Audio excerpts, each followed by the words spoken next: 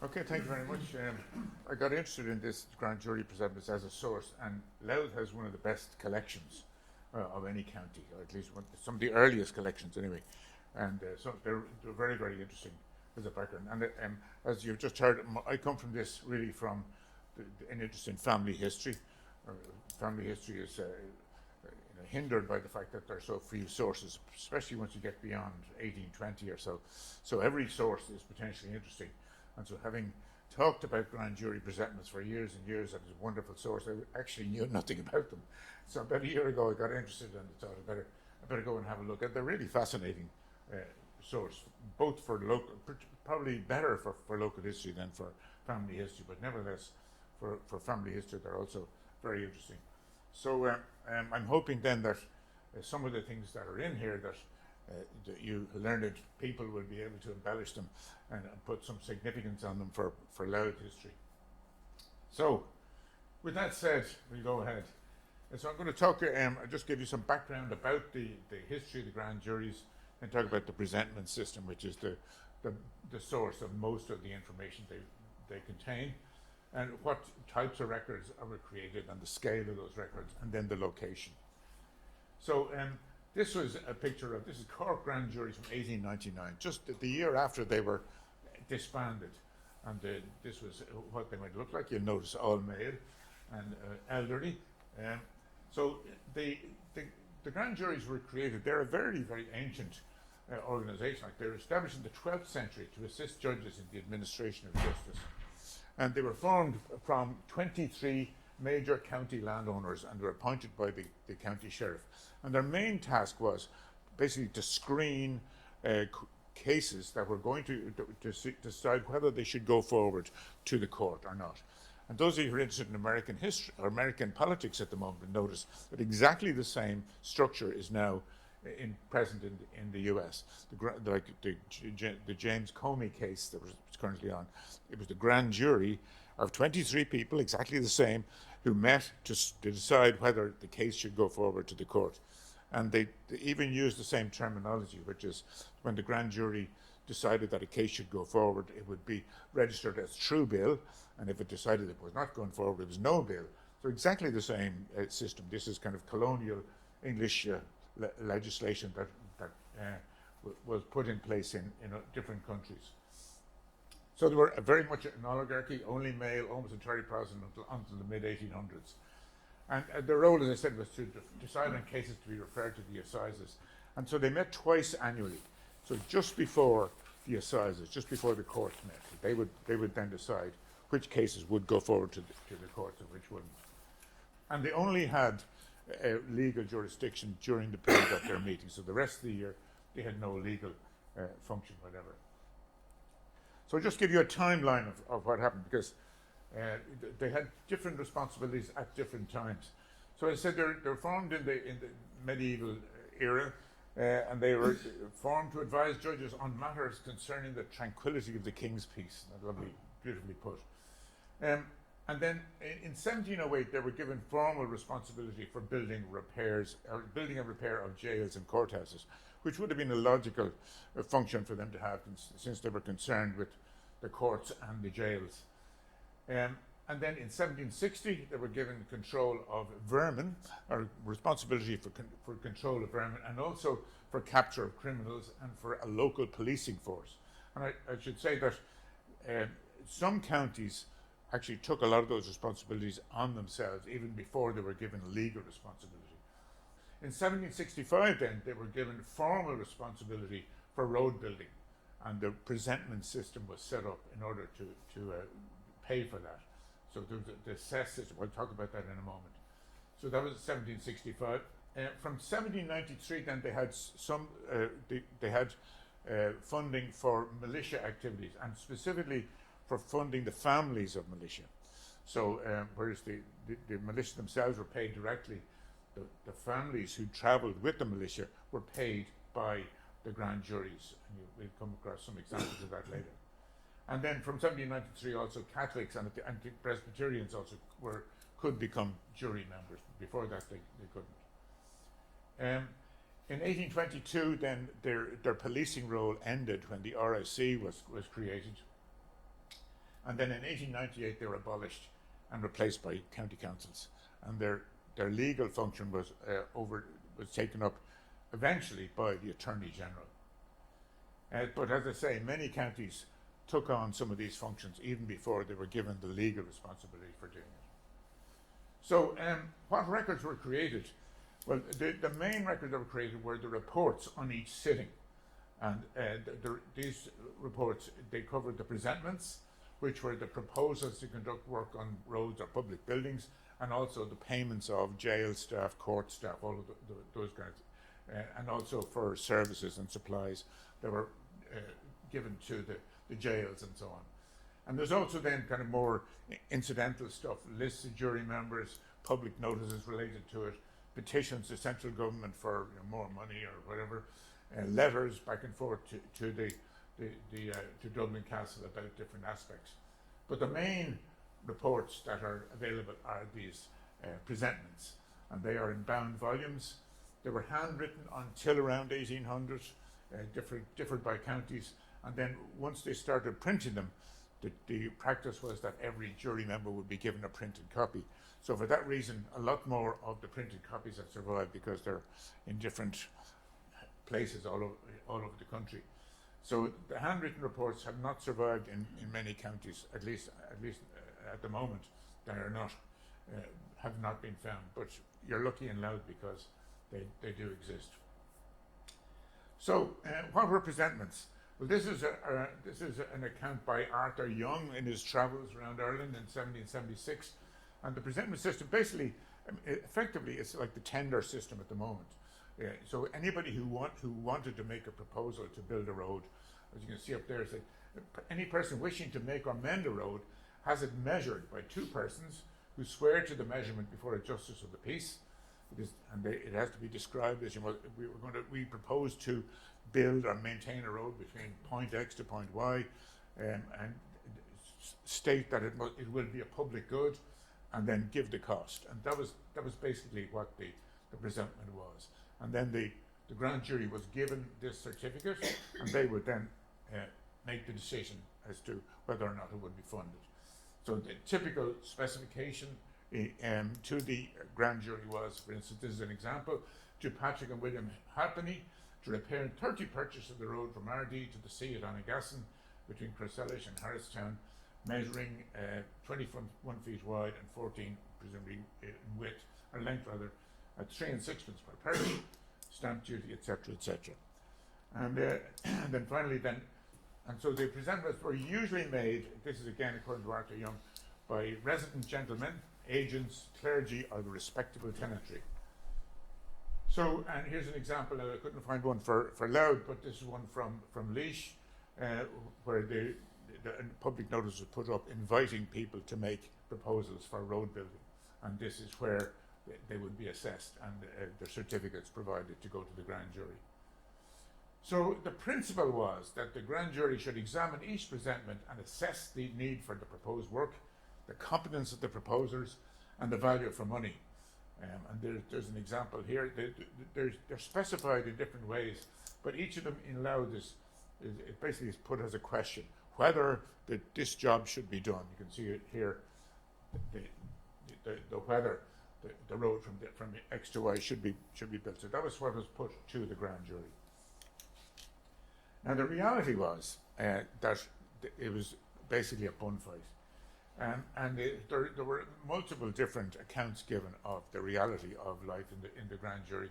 And this is an example. In 1815, this was a formal inquiry into the effects of the grand jury laws, and you can see here to weigh the merits of the propositions, deliberation is indispensable, but deliberation is incompatible with the scene of hurry and confusion which a grand jury room presents. To the poll, in other words to the vote, becomes the general cry, and all questions of doubt, even the most important to the community, are decided not by reason or by fair evidence, but by clamour and an inconsiderate division. So, and then you'd imagine then somebody having done a formal inquiry, somebody would have done something about it.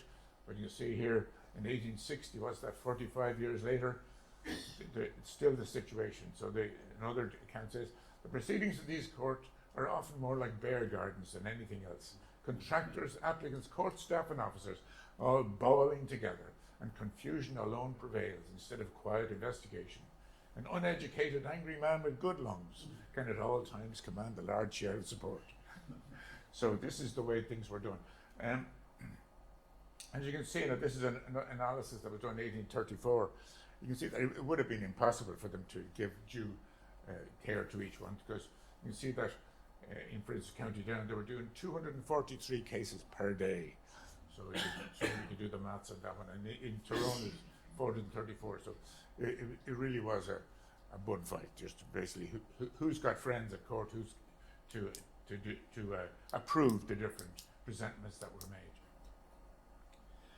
So that's another account then, 1827, basically saying that it would be impossible for any people to do what is expected of them within the time allotted. They did meet for differing, they could decide themselves how many days they met for. I think the longest I've seen was that in one county they met for 10 days to do the assessment. So in other cases it was done only about 2 days.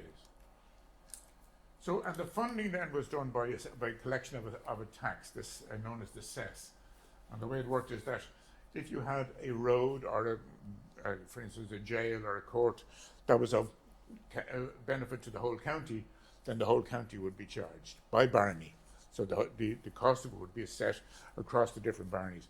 If there was a road which has only benefited one barony, then that barony paid for it directly.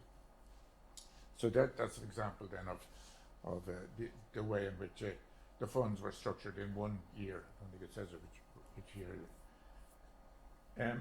So what were the issues with the grand juries, of which there were many? First of all, and the big one, because this required many different inquiries, was that landowners could contract works that many benefited their own estate. So if you needed a road from town to your front door, you could get all your pals together and say, let's build a road for me and we'll build your road next year. And the benefit, so domain walls, access roads, bridges, etc., were built for the benefit of the members of the jury, basically, who are the main landowners. Then some landowners compelled their tenants to conduct the work and gave their tenants abatement to pay for it, so they were kind of benefiting doubly. And contractors that had no contact with the grand jury found it difficult to get paid, even though the work was approved. It took them a long time to get paid. And also, it doesn't affect Louth, but certainly in the western coastal counties, there was very few roads built because the landowners simply wouldn't agree. They weren't resident, it didn't benefit them, so they simply didn't build the roads. So, what information then is available? What family information is available in these things? First of all, there's the development of local infrastructure and local issues. So basically, you get a great idea of what roads were built when, and also why the roads were built. Were there particular issues that required the building of a new road in a particular time, or the extension of the jail, or a new courthouse, or whatever. Also, some of the road specifications they're specified by people's houses. So they say from Joe Murphy's house to Jimmy O'Brien's house, and they'll give the town land and so on. That's very valuable, obviously, particularly for family history. Then you get all of the lists of grand jury members, jail and court staff, and also suppliers and so on. And the individuals providing services to the grand jury or to its institutions. Then you get other county-specific records. Not all of these occur in Louth, but in some counties they put a lot of store on deserted children. So basically they would find people to adopt children who have been deserted, and they would give them a fee every year in order to look after the children. And there was also, I'll come to the thing about cess players. And then criminals and victims. These are usually supported separately. In other words, the actual court function of the grand juries was usually in a separate book to the presentments, and very few of those have survived. So let's look at those one at a time. First of all, the road repair and construction contracts. So this is an example. We present that the sum of £1.10 be raised off the inhabitants of this county to to be laid out and repairing the arch on New Road leading from Dundalk to Ardee, and then near the lands of Clough-Neil, and so on. So that's a typical specification of a proposal that went forward to the Grand Jury, and you can. So Stephen Marmion and Jeremy Patton, we presume, will be local people of some sort. You will know better than me whether that's the case. There's another one, John and Brian Clark, to repair 100 purchased the road from Ardee to Dundalk. And there you can see that it's a classic specification, the width of the road, the length, what sort of material would be laid down, and the cost. And there's another one for building a new courthouse in Dundalk. This was in 1810. Well, it's in the report at 1810. The original proposal was in 1807, but the payment was made in 1810. And so on. So you get a lot of local historical information about infrastructure building in these reports. Now, there had been, before the Grand Juries took up this job, and you can see that in Louth, this is long before they had been given formal responsibility for roads. They were still doing roads. So there had been a requirement in the the Highway Act in 1615. There was a requirement that every local farmer should give 2 men and horses to work on the roads for 6 days a year. But that had fallen into disrepute. So you can see in this one here, you see here that basically what they're saying is that the work was not done. The local people had not provided the workers and the horses to do the work, so therefore we're going to do it instead, and we're going to charge it to the local people. So this is the specification, which obviously was accepted, because then in the margin in the next year it says the work has been done, and the people involved were paid. So different grand juries had different systems. In Wexford, for instance, they had this kind of pro forma reports, so they just kind of filled in the gaps. Same in Monaghan, they did also had a pro forma system for filling in their presentments. So the second source of information, and this is particularly valuable for family history, is the householders. So many of the contracts were specified by saying, for instance, as an example, to repair 40 purchases of the road from Ardee to Stabannon, between Pat Carroll's house in Drumcashel and Chris Moring's house in the same. So that's obviously family history gold dust. If you can specify a person in a particular place in a particular year, that's what you need. So here's some examples here, and this is you can see here the Peter Brannigan's barn in Drumgownagh and Mr. Pakenham Smith's house in Muff, Matthew Hand's house at the crossroads of Drumgoolstown. There you go. And Reverend Alex McClintock's house at Spencer Hill. I think I have some more of those examples. So the third source of information then is the grand jury personnel and suppliers. And these, again, varies dramatically between counties. In some counties, they don't actually specify the people. All they say is, to the sheriff, to the nurse, to this, but they don't actually give names. But in Louth, they do, by and large. So the kind of people who are mentioned would be jury members and cess payers, magistrates, judges, criers, tax and cess collectors, clerks, treasurers, constables and sub-constables, coroners, etc. And then all the jail staff, schoolmasters, matrons, chaplains, housekeepers, and so on. And then as well as that, then on the other side, you've got suppliers. So you get people supplying goods, food, medicine, straw and milk are two of the things you see a lot. So obviously the accommodation wasn't palatial, as you can imagine, in the jails at that time, and also building materials. And then there's lots of different services: witnesses, translators, people transporting prisoners, doctors, surgeons, craftsmen, and carers of deserted children. So here's some examples now of the list you can find. This is the grand jury for 1713. I think I already had this discussion, but a lot of the well-known gentry names are in there. Fortescue and Tisdale and Sinthorpe and a few others that you'll be more familiar with them than me. And this is what 140 years later, 130 years later, the R.D. Barney jury. You can see a different perspective on the names involved. But these are all available for all of those different years, which again is very valuable stuff. And as well as, apart from the people who were actually on the jury at any one time, there was a kind of a bench, so to speak. There was the people who could be on the jury. So the people who had qualified to be on juries, there were very often lists of those people as well. I couldn't find one for Louth, but I've no doubt that they do exist somewhere. And the requirement was that the jurors had to be male, aged 21 to 60 years, and possess property in the county either to the value of £10 per year, or a lease for lives, or a lease to the value of £15 per year in property. This leases for lives is a very interesting one. Again, in rentals, which is another interest of mine, you get a lot of properties, a lot of landlords who will give some of their tenants leases for lives.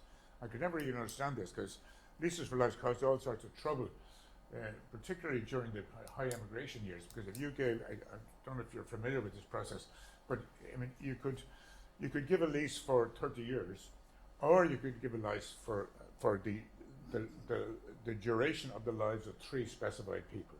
And typically they would specify 3 local healthy children, or even their own children, and when the last of those died, then the lease would fall in. But it caused all sorts of problems because people were emigrating. So you often see, like in some of the rentals, that the agent is reporting back to the landlord saying, I don't know whether this person's dead or alive because they've emigrated. What do we do? So it caused a lot of trouble. But the value of it was that if you have a tenant with a lease for lives, they could vote. So if you had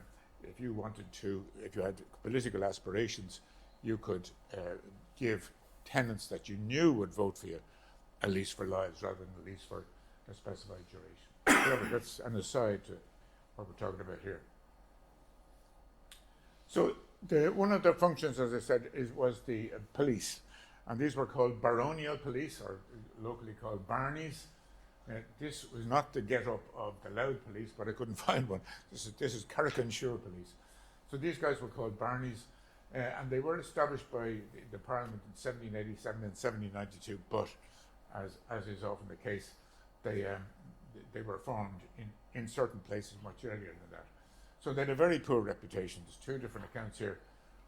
This one here said that they were recruited with little regard to their fitness for law enforcement and having virtually no training in police duties. And the second one, they were so inefficient as to be almost worthless. Many of them were former employees of country gentlemen, pensioned off with jobs on the force. Too often the barnies announced the approach of trouble by their absence from its locale. So, but nevertheless, in terms of family history, you do get reports. In most counties, you get the names of the sub-constables in particular, and the high constables very often. So this is the Louth Spring Assize in 1810. As you can see, they've got, that would be for the half year, so their annual payment was £8. Same again. There's another one, 1823. Sub-constables and the high constable was responsible for collecting the cess, and he was paid a proportion of the take as in compensation for that. Here's an example then of different officers that were paid. You can see up here the Reverend Allpress, half a year's salary, was the local inspector, the Protestant chaplain, the dissenting chaplain, the Presbyterian chaplain, the Roman Catholic chaplain, the apothecary, the chemist, clerk, secretary, treasurer, etc., etc. So you get a lot of information about these people, and then again here we have the constables and sub-constables. And here's just an example of the variety of stuff you get. This one is actually from Donegal. You can see that killing vermin was a big in Donegal. So you can see that the poor old otters were getting a hard time in Donegal in 1807 because there were lots of people getting for getting what 5 shillings for killing an otter. And then this I mentioned earlier about paying militiamen's wives. So they were looking after the families of the militia.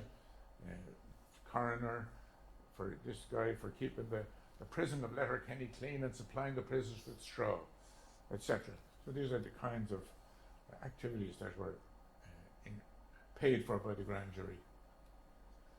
So criminals and victims then. And the grand juries had different functions in that regard. So you can see the kinds of things that they did. Some are very interesting for Louth. Again, I'll spare you the trouble of doing that. They paid rewards. This is kind of Wild West stuff. They paid rewards for killing outlaws. So it appears to us upon oath that Patrick McCabe, a proclaimed Tory, which does not mean that he was a member of the Conservative Party. The Tory was an old word for an outlaw. It was killed by William and George Shegog, and we therefore present the sum of £10 to be raised of the inhabitants of this county and paid to the 2 lads for their good services. Interesting. Same here, another one.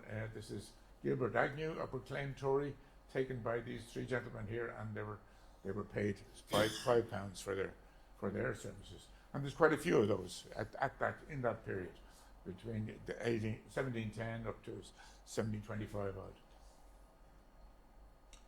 So compensation to victims. One of the ways that you could kind of put manners on people was that if there was damage done locally, you could put the cost of it on the entire parish or the entire barony. So here's some examples. So here's one.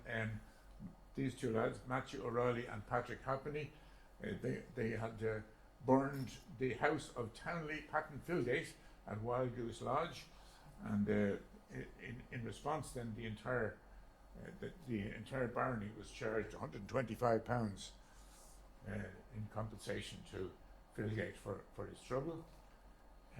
Same here. This is Louth 1826. Damages sustained by the malicious burning of the Haggard stables and offices of Francis Elliot. Again, he'd get £500. And there's some examples from other counties. You can see that in some cases it's small amounts, but for malicious burning, you can see here, for maliciously destroying cabbage plants, expensive cabbage plants, and then more burning, and then for hocking of sheep. That's where they did this terrible thing where they cut the tendons of the leg tendons of the sheep in order to make them useless. I think this one is in hocking cattle in this case.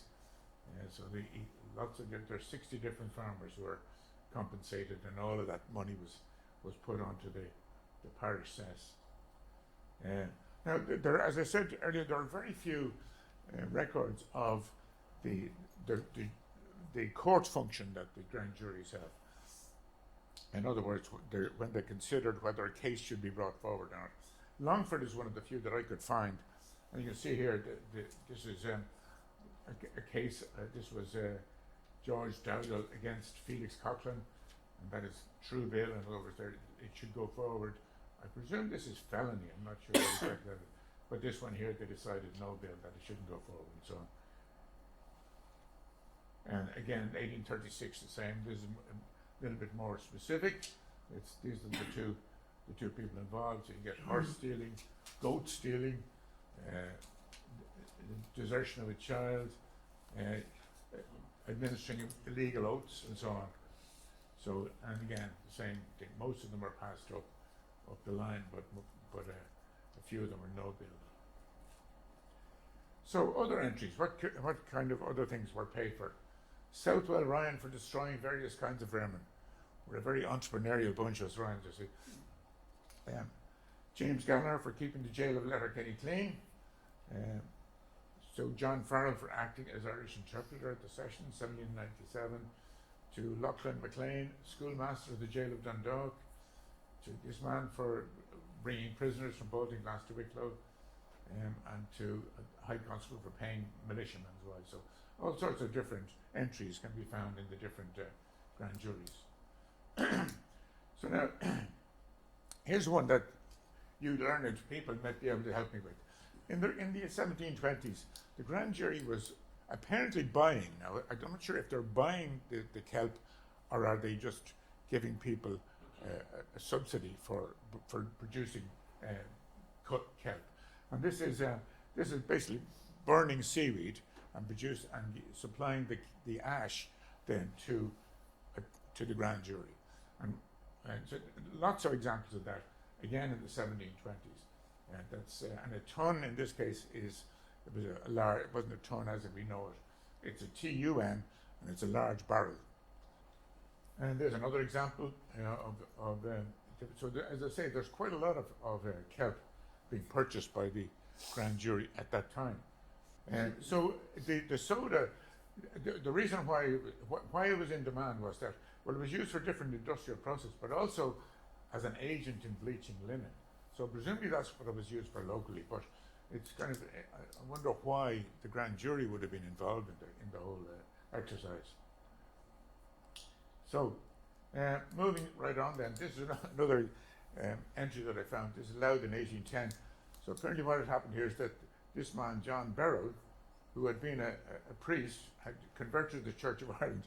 This must have been a bitter pill to swallow for the local Catholics, that their priest converts to the Church of Ireland, and then they have to pay him a reward for doing so. And here's another one, the fine levied. So this is not on the county. This was this man himself, James Taff of Phillipstown, was fined £5 for selling spirits, and so that was he paid it directly to the grand jury. So again, another interesting one about enlarging the jail of Dundalk in 1812, and here's a specific example of paying the militiamen's wives. So you can see here, and they specify what the act that was involved, an act to make provisions in certain cases for the wives and families of sergeants, corporals, drummers, etc., serving in the militia of Ireland. So deserted children then, the law, this provision for care of these children was that children under the age of 2 who were left exposed and deserted in any parish can be adopted in effect, and that they should get a fee not exceeding £5 a year to the adopted parents, and that it would go up until the child had attained the age of 12 years. Now, I couldn't find any examples of that in Louth, but I didn't search every year, obviously. But that was in many counties, as you'll see here.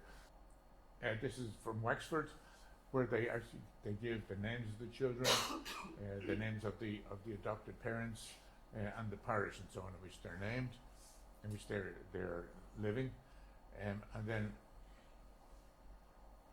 in Kildare, even better, they give the name of the child and the adopted parent and their exact age, down to months, and the parish in which they live. So that's obviously very valuable information.